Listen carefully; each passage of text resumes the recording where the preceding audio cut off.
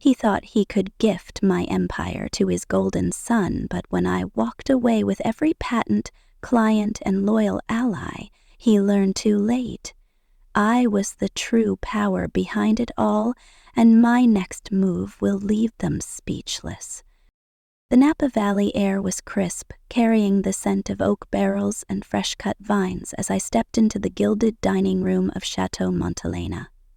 My heels clicked against the polished hardwood, each step echoing like a countdown to a moment I didn't yet know would change everything. At 38, I'd built Quantum Core, a $100 million zero-cents AI empire, from a spark in my mind to a Silicon Valley powerhouse. Tonight, my father, Charles Harper, had insisted on a family dinner to celebrate.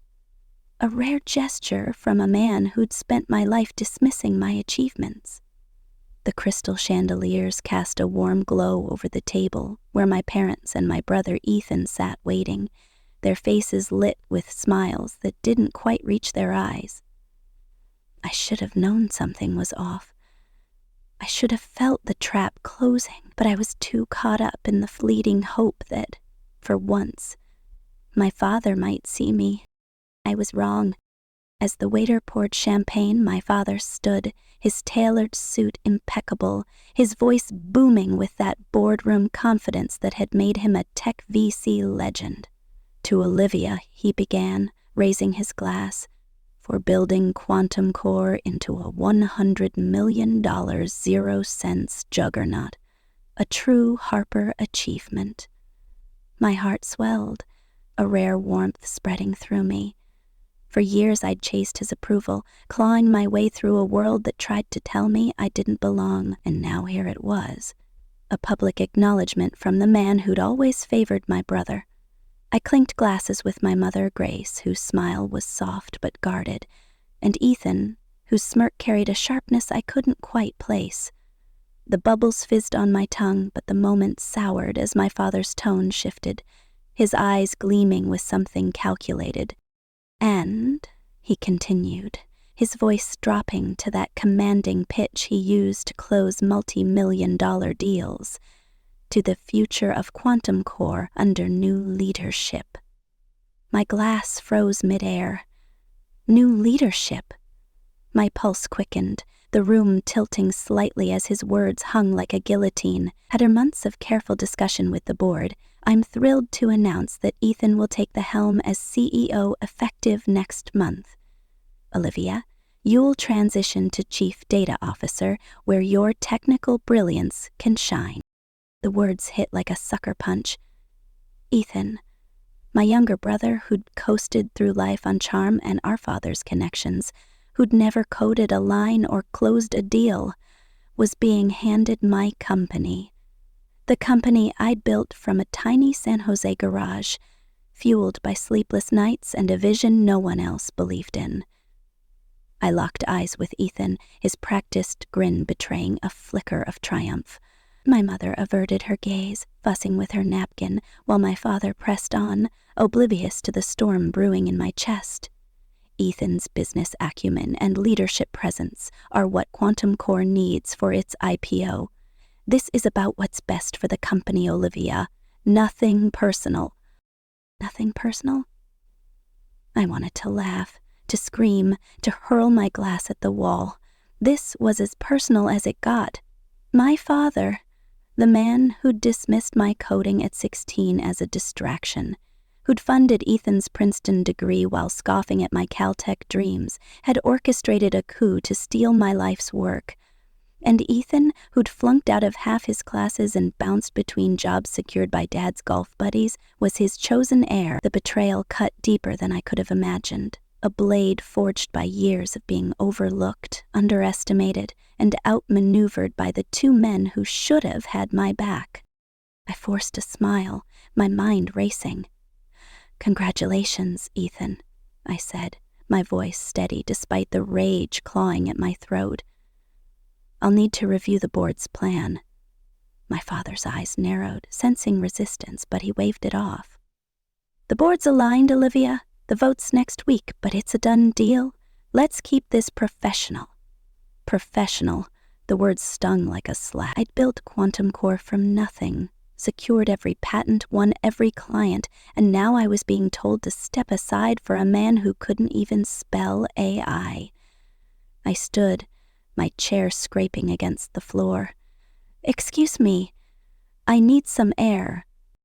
As I stepped into the cool night, the vineyard's shadows swallowing me, I knew one thing for certain. They thought they'd won, but they'd just awakened a force they couldn't contain. I wasn't just going to walk away. I was going to take everything that mattered and build something bigger, better, and entirely mine. This wasn't the end of my story.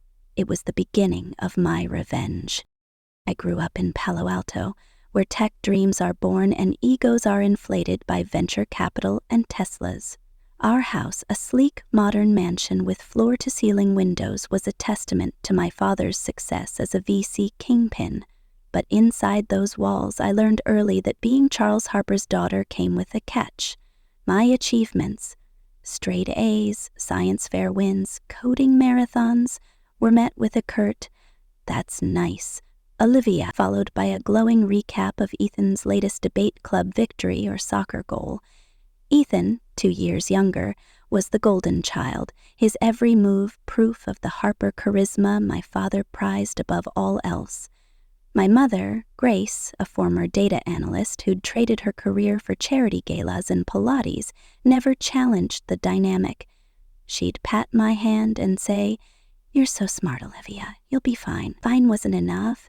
I wanted extraordinary. At 16, I built my first AI-driven analytics tool in my bedroom, a clunky but functional program that could predict stock trends with eerie accuracy. I showed it to my father, hoping for a spark of pride. He glanced at the screen, littered with code and graphs, and muttered, "Interesting hobby, but Ethan's captaining the soccer team this year. That's leadership you can't teach." I swallowed the hurt, channeling it into my work. That same year, a rival coder from my high school, jealous of my scholarship prospects, hacked my system. The attack wiped out months of work, nearly costing me my shot at Caltech. I spent sleepless nights rebuilding, my fingers trembling over the keyboard, knowing one more slip could end my dreams. I didn't tell my father. He wouldn't have cared. By 18, I'd earned a full ride to Caltech, while Ethan's Princeton acceptance came with a hefty check from Dad. "Ethan needs the network," my mother explained, as if my ambition was a luxury we couldn't afford. At Caltech, I found my people, brilliant misfits who lived for code and innovation. My roommate, Chloe, became my confidant, staying up late to debate AI's potential to revolutionize industries. "You don't just code, Olivia," she said one night, her eyes bright with exhaustion and Red Bull. "You see the future." I graduated magna cum laude in AI and systems engineering, while Ethan limped through Princeton, barely passing with a general business degree. At my graduation dinner, I braced for a rare moment of recognition. Instead, my father raised his glass to Ethan's new role at a startup incubator, a job secured through his VC connections. "That's the Harper hustle," he beamed. I got a pat on the back and a "well done, Olivia." The pattern was clear. Ethan was the heir, and I was the afterthought. I joined Nexus Innovations as chief AI architect, determined to prove myself in the real world. My algorithms streamlined client operations, saving billions for banks and retailers. But when I pitched a revolutionary AI fraud detection system, Nexus shut me down, calling it too speculative. That's when the second danger struck. A corporate spy, planted by a rival firm, stole my early designs, leaking them to a competitor. The breach triggered a federal investigation, and I spent weeks proving I wasn't the leak. My reputation hung by a thread, but I emerged stronger, my resolve hardened. Chloe, now a VC in Boston, saw what Nexus didn't. "You're sitting on a gold mine, Olivia," she said over a late-night call. Build it yourself. I quit Nexus, pouring my life savings into a cramped San Jose garage that became Quantum Core's first headquarters. Every penny went to servers and coffee. I pitched to VCs, but they dismissed me, calling AI fraud detection a crowded space, and me too inexperienced. My father was the worst. Over dinner at his favorite steakhouse, he scoffed at my business plan. Startups fail, Olivia. 95% of them. Stay at Nexus. Play it safe. Safe wasn't in my blood. The third danger came when a predatory investor offered $1 million, 0 cents, but demanded I surrender my intellectual property rights. His parting shot was a veiled threat: refuse, and I'll make sure no one in this valley funds you. I walked away, my stomach churning, knowing I'd just burned a bridge in a town where bridges are everything. Desperate, I attended a tech summit in San Francisco where I met Sophia Lane, a retired AI exec who'd sold her company for $500 million, 0 cents. She grilled me for hours, testing my prototype's limits with scenarios she devised on the spot. "You've cracked fraud detection in a way no one else has," she said, writing a $750,000, 0 cents check. "Don't let the bastards grind you down." With Sophia's investment and mentorship, I hired Liam Patel as CTO, a brilliant coder I'd worked with at Nexus. We built Quantum Core from the ground up, coding through nights in my garage, fueled by ramen and sheer will. Our breakthrough came when a regional credit union, drowning in fraud losses, gave us a shot. Our platform detected threats in days, not months, earning us a contract and a reputation. I filed personal patents for my core algorithms, licensing them to Quantum Core, a decision that would later save me. The first major tension hit when a Fortune 500 client demanded a custom AI solution in 7 days. Failure meant losing their trust and our momentum. Liam and I barely slept. Our team pushed to the edge of collapse. We delivered, and the client signed a $2 million, 0 cents deal. Pinnacle Ventures noticed, investing $5 million, 0 cents, at a $15 million, 0 cents valuation. Quantum Core was no longer a dream. It was real. But my father couldn't resist meddling. "You need seasoned leadership," he said over coffee, his tone dripping with condescension. "You're great with code, Olivia, but scaling takes experience." The implication was clear. I wasn't enough. Meanwhile, Quantum Core grew to 40 employees, moving to a sleek Silicon Valley office. Our culture was electric. Radical innovation, transparency, no egos. We won AI Innovator of the Year at Global Tech Expo, and Zenith Capital invested $25 million, 0 cents, valuing US at $60 million, 0 cents. Then came the second tension. A rival firm launched a smear campaign, falsely accusing Quantum Core of data breaches. The headlines hit like a tsunami, threatening to sink our reputation. I went on a media blitz, presenting our security audits to prove our integrity. It worked, but the stress was relentless. Every interview a high-wire act. Still, we pushed forward, hitting a $100 million, 0 cents valuation, with IPO plans looming. The cracks in my family dynamic widened when Charles demanded I hire Ethan, who'd been fired from his incubator job for strategic differences. Against my better judgment, I created a probationary role, Director of Strategic Alliances. Ethan was a disaster, missing deadlines, making empty promises, and claiming credit for deals he didn't touch. The third danger erupted when he promised a client untested AI features, triggering a $10 million, 0 cents lawsuit threat. I spent days negotiating to save the contract, my team scrambling to deliver a workaround. Charles's interference grew bolder. He held secret lunches with board members, sowing doubts about my leadership. The fourth tension came when a key investor, swayed by Charles, threatened to pull funding unless I agreed to a board restructuring that would dilute my control. I refused, knowing it was a step toward Ethan's takeover. The pressure was crushing. Every decision felt like a bet on my company's survival. The final danger was the most terrifying. A competitor hired hackers to sabotage our servers, planting malware that could have exposed client data. We caught it just in time, but the attack cost us weeks of recovery and nearly shattered our credibility. Liam and I worked around the clock, reinforcing our systems, but the fear lingered. One misstep, and we'd be done. The Napa Valley dinner was the breaking point. As my father announced Ethan's ascension, I saw the truth. This wasn't a spur-of-the-moment decision. It was a calculated betrayal, planned over months with board members in Charles's pocket. Ethan's smug assurance, "Your role as chief data officer is secure, Olivia," was salt in the wound. I left the restaurant, my mind a storm of rage and clarity. They thought they could take my company and leave me with a consolation prize. They had no idea who they were dealing with. I called Sophia that night, my voice shaking as I recounted the ambush. "Breathe," she said. "They've underestimated you, and that's their fatal mistake. Call Rachel Kim tomorrow.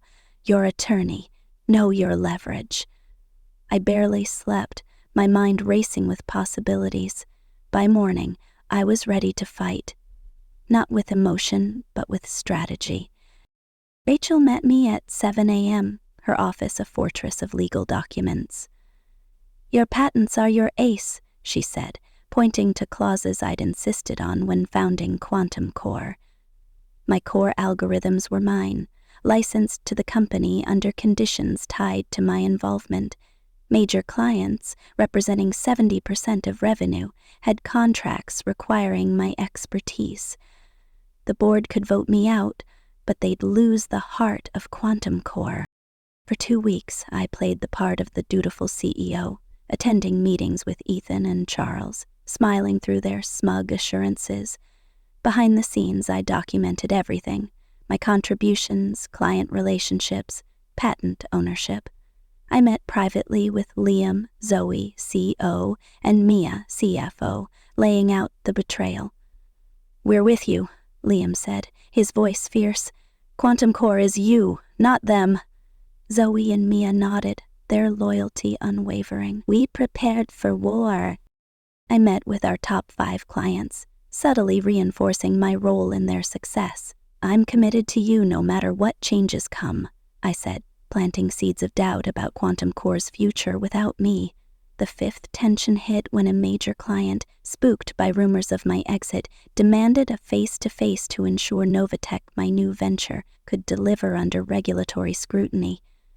I flew to New York, presented our roadmap, and won their trust, but the pressure was suffocating. The night before the board vote, Charles called. "This silent treatment is childish, Olivia. The transition's happening. Don't tank the company out of spite." I kept my voice calm. "I'm preparing for tomorrow, Dad." "Like the professional you say I'm not." He sighed, mistaking my calm for surrender. "Good. Ethan's ready to lead." I hung up, my plan locked in place. At 7:30 a.m., I arrived at Quantum Core's headquarters, a gleaming tower in Silicon Valley. Liam, Zoe, and Mia joined me, their faces set with determination. We finalized our strategy: resignation letters, client transition plans, and a new company, Novatech, ready to launch.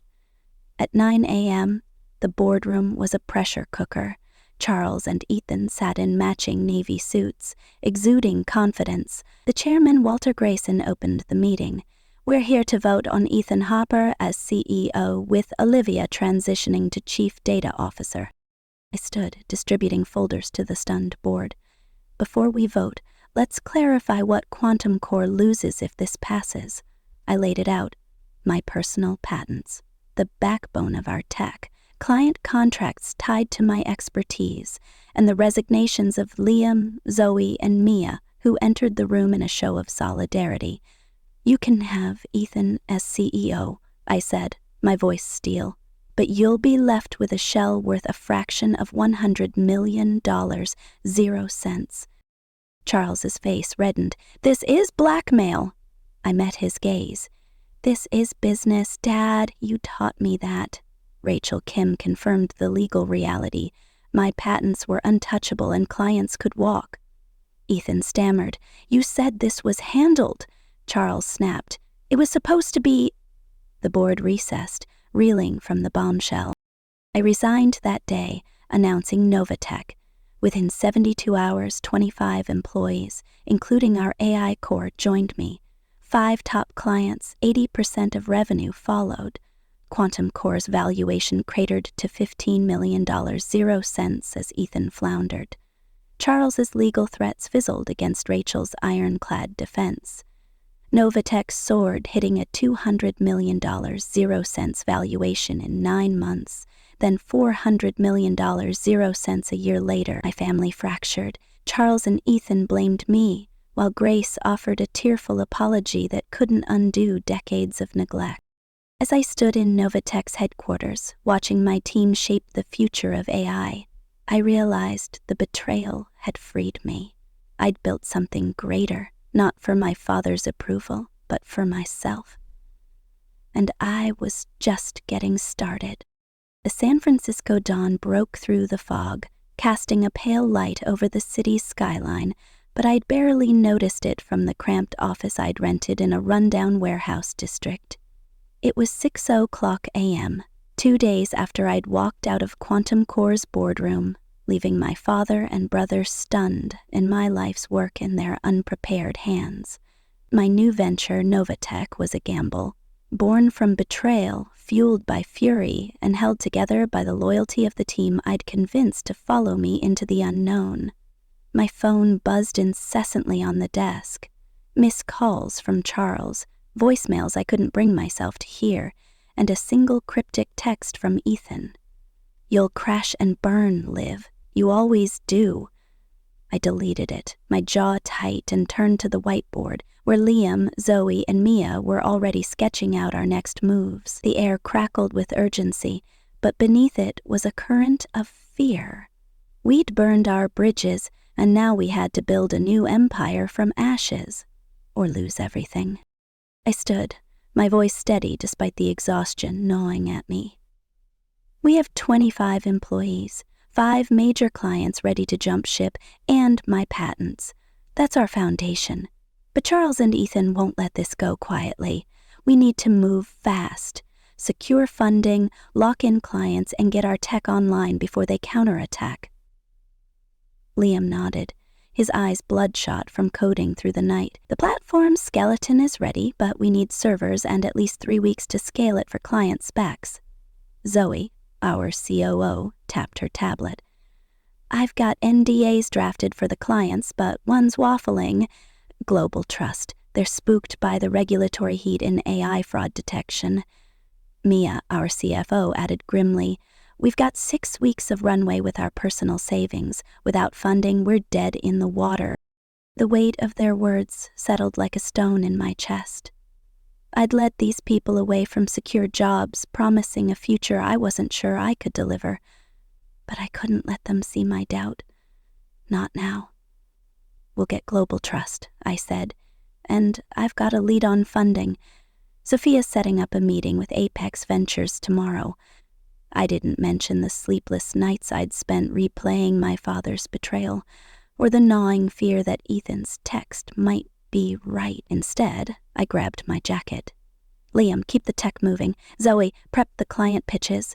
Mia, run the numbers for Apex. I'm meeting Rachel Kim to lock down our legal defenses. As I stepped into the chilly morning, my phone buzzed again, this time an unknown number. The voicemail was short, a man's voice low and clipped. Ms. Harper, you've made enemies. Step back from Novatech or you'll regret it. My pulse spiked, but I saved the message and kept walking. Threats were new, but not unexpected. I'd just taken a $100 million 0 cents company's heart and walked away. Someone was bound to bite back. Rachel Kim's office was a fortress of glass and steel in downtown San Francisco, a stark contrast to the chaos of my new reality. She greeted me with a firm handshake, her eyes sharp behind her glasses. "You've stirred a hornet's nest, Olivia. Charles has hired a top-tier law firm to challenge your patents. They're claiming Quantum Core funded the development, making them company property." My stomach dropped. "That's a lie. I built the core algorithms before we even had funding." Rachel nodded, sliding a folder across her desk. "I know. Your documentation is airtight. SEMAMOs, code commits, even emails proving you worked independently. But they'll drag this out, bleed you dry with legal fees. You need to countersue to shut it down fast." I glipped through the folder, my mind racing. A lawsuit could cripple Novatech before we even launched. "What else?" I asked, sensing she wasn't done. Rachel leaned forward, her voice low. "I got a tip from a contact at Quantum Core. Charles bribed 2 board members with stock options to secure their votes for Ethan. If we can prove it, we can discredit their entire case and maybe take down their board." My breath caught. Bribery was a bombshell, but proving it would be a minefield. "Get me the evidence," I said, "whatever it takes." As I left Rachel's office, my phone rang. Sophia Lane, my mentor and first investor. "Olivia, Apex Ventures is interested, but they're nervous about the Quantum Core drama. You've got one shot to convince them tomorrow. Bring Liam and Zoe, and don't hold back." I thanked her, but my mind was already on Global Trust, the wavering client Zoe had flagged. Losing them could scare off Apex and tank our momentum. I called their CIO, Vanessa Reed, and booked a lunch meeting, determined to lock them in. The restaurant was a sleek, modern spot in the financial district, all chrome and white linen.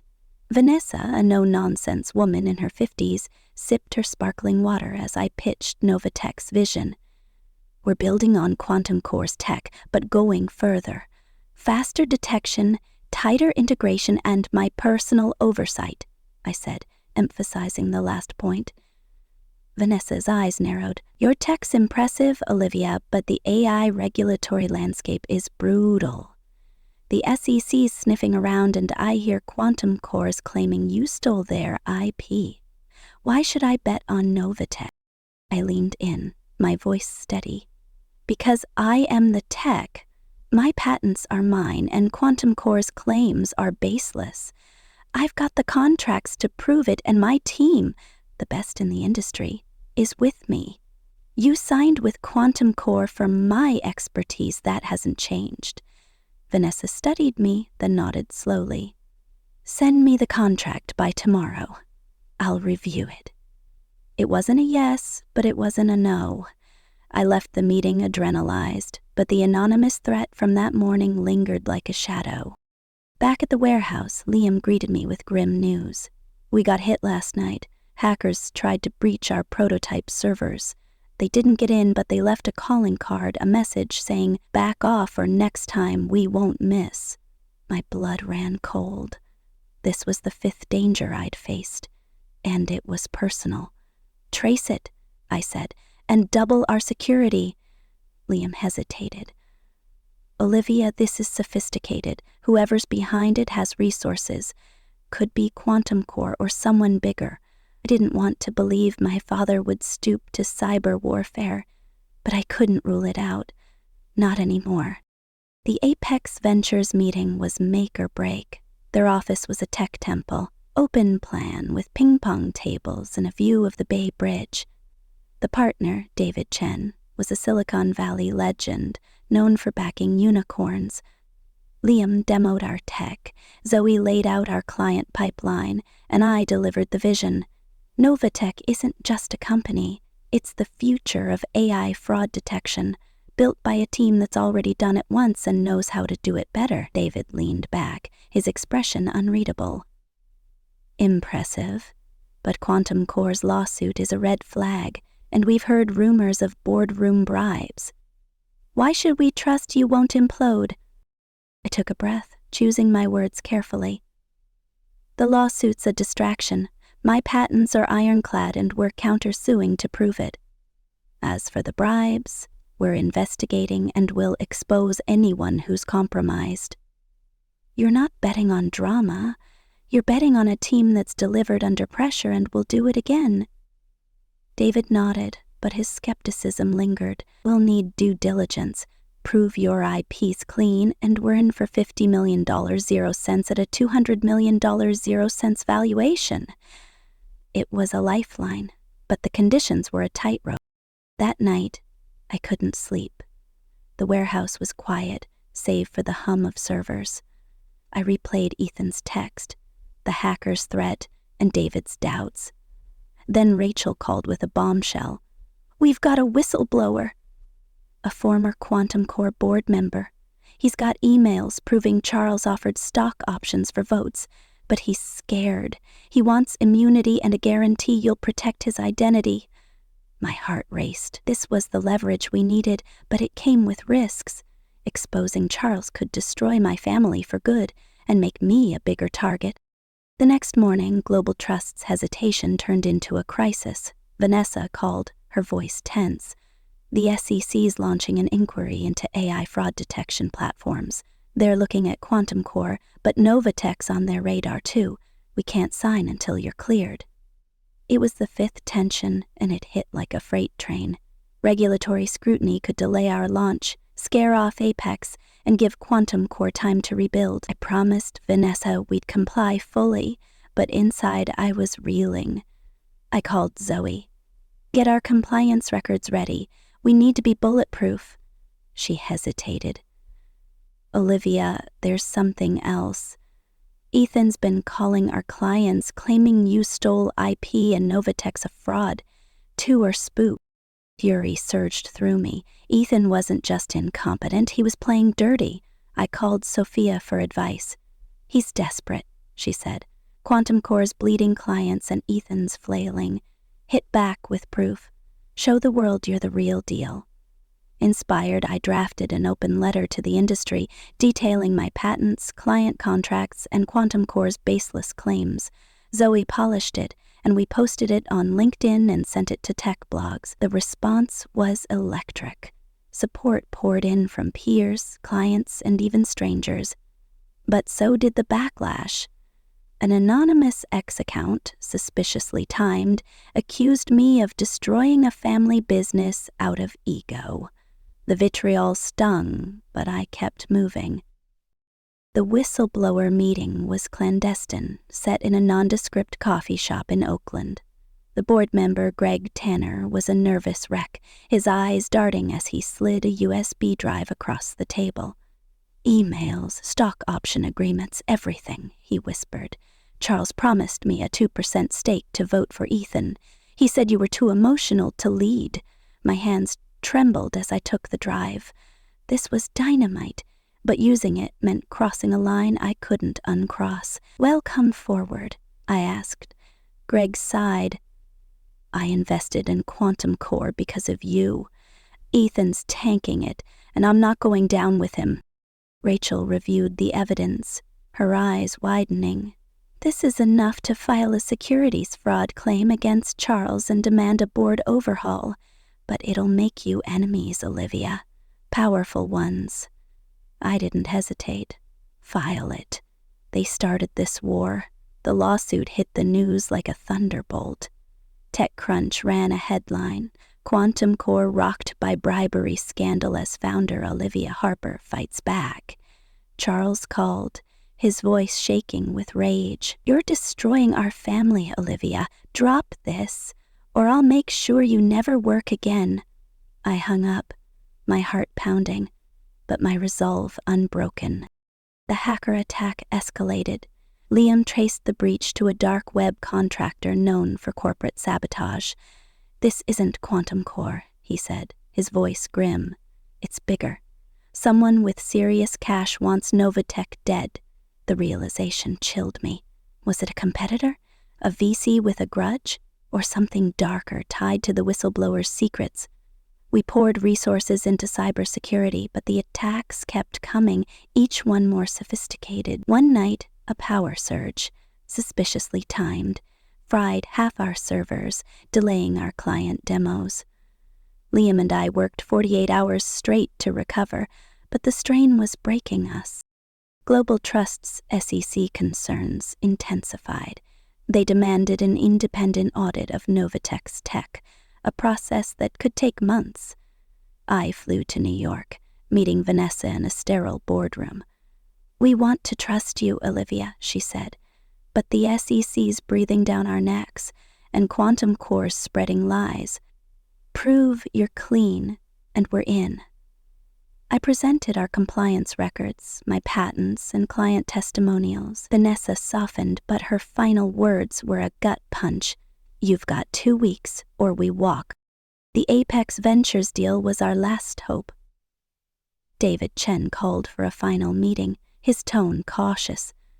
"Your letter's making waves, Olivia, but the bribery scandal and SEC scrutiny are spooking our LPs. Show us you're above the fray and we'll close." I brought everything, patents, client commitments, and Greg's evidence, redacted to protect his identity. Liam demoed our upgraded platform. Zoe projected $50 million, 0 cents in revenue, and I laid bare my vision. Novatech isn't just surviving, it's redefining AI. You're not investing in a company, you're investing in a revolution. David's face softened. "You're a fighter, Olivia? We're in $50 million, 0 cents at $200 million, 0 cents valuation, pending final IP clearance." I exhaled, relief flooding me, but the victory was short-lived. That night, my car's brakes failed on a winding Marin County road. I swerved into a ditch, unharmed but shaken. The mechanic's report was chilling. The lines had been tampered with. Someone didn't just want Novatech gone. They wanted me out of the picture. The emotional dam broke at 2 a.m. in the warehouse, surrounded by empty coffee cups and code. Liam found me staring at the whiteboard, tears streaming. "I dragged you all into this," I said, my voice raw. "What if I'm wrong?" He sat beside me, his voice steady. "You're not wrong. You built Quantum Core from nothing, and you'll do it again. We're here because we believe in you." Zoe and Mia joined us, their presence a lifeline. We laughed, cried, and planned, the weight lifting just enough to keep going. The SEC audit cleared us in record time thanks to Zoe's meticulous records. Global Trust signed, followed by 4 other Quantum Core clients, bringing 80% of our old revenue to Novatech. The industry rallied behind us, with blogs calling me the phoenix of Silicon Valley. Quantum Core's valuation crashed to $15 million, 0 cents. Ethan's leadership a disaster. Charles's legal threats fizzled, his bribery exposed. Novatech's $200 million, 0 cents valuation soared to $400 million, 0 cents in a year, with an IPO looming. Grace visited, her eyes red. "Your father was wrong, Olivia. I should have stood up for you." Her apology was decades late, but I hugged her, letting go of some of the pain. Charles came months later, his pride broken. "I underestimated you," he said. "Can we start over?" I nodded, but my heart was with Novatech, my chosen family, and the future I'd built. As I stood in our new headquarters watching my team innovate, I realized the betrayal had forged me. I'd lost a family but gained a legacy. Novatech wasn't just a company. It was proof that from the ashes of betrayal, something extraordinary could rise.